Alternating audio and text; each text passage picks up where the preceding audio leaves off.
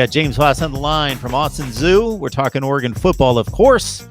And the run to another Rose Bowl begins with a difficult opponent, even though it's from the FCS in North Dakota State.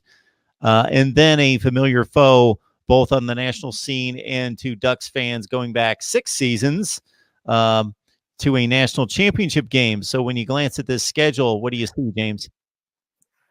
Yeah, I mean, a lot of people, a lot of Duck fans, rightfully so, and a lot of national media are going to circle that second game of the year against Ohio State in Autzen Stadium in Eugene. It will surely be right up there with one of the highest attended games in Autzen history, and as well as a possible or probable college game, ESPN College Game Day destination. All of the trappings of a great home and home series starting this year in Eugene and next year in Columbus. It'll surely be some of the best parts about college football, all the things that we love.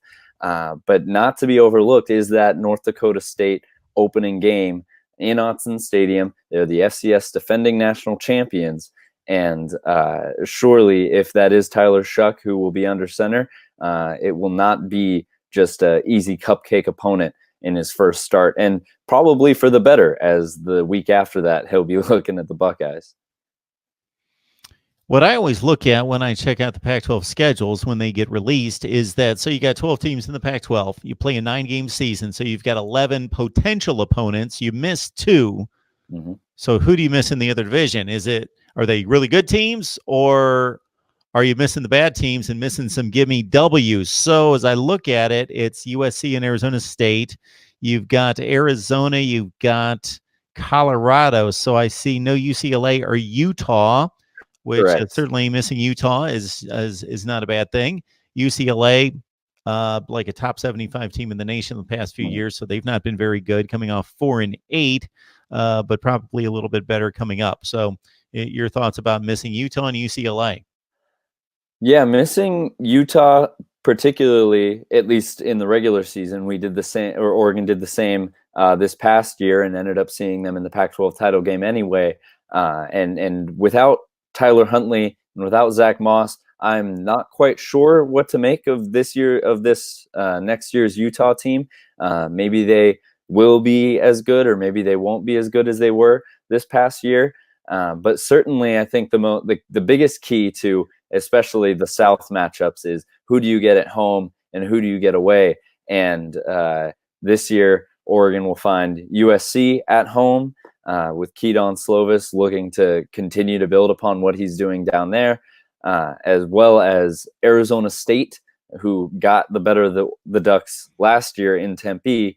Arizona State will be coming to Eugene on a Friday night, which happens to be senior night in late November for the Ducks, which even though it's an Autzen, a Friday night, last home game of the year, seems like a trap. And the Ducks are going to have to learn a lot from how they played Jaden Daniels and Herm Edwards this past year when looking at that game, because you could easily find yourself stumbling, even if you've had an incredible run up to then.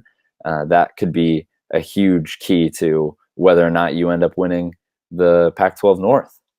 The North Division certainly still better than the South, with Stanford and Washington State taking a step back, not necessarily as good as and stacked as it was just a couple of years ago. I'm looking for stretches that are very difficult, and I'm not really seeing them. There's a lot of tough games, but they seem to be spread out fairly well. Ohio State, of course, is a game 2. Hawaii's no gimme in game 3, but the Buckeyes by themselves there. Washington's preceded by Colorado, and then a bye week after Washington.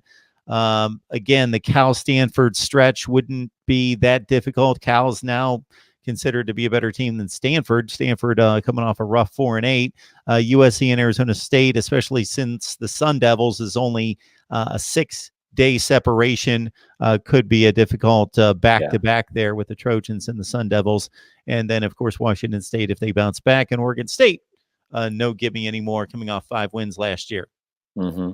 Yeah, and I think it's going to be very interesting that Oregon is going to be playing Washington so early on in the year. Usually that's a late October, mid-November game.